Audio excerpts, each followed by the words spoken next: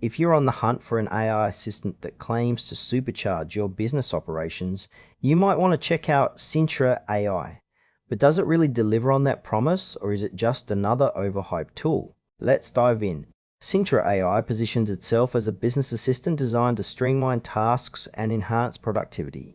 Right off the bat, the interface is clean and user-friendly, which is a plus for anyone who might be intimidated by AI tools. It offers features like scheduling, task management, and even data analysis, which could be quite handy for busy professionals.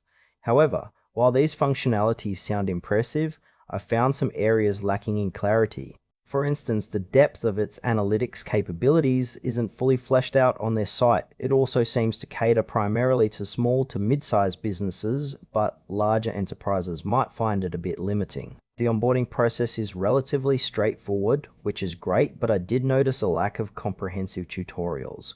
This could leave new users feeling a bit lost when trying to utilize all the features effectively. Let's break down some strengths and weaknesses.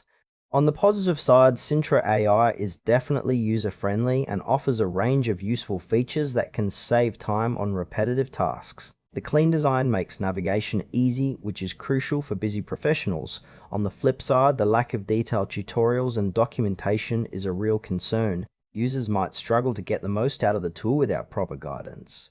Additionally, while it works well for smaller teams, scalability could be an issue for larger organizations.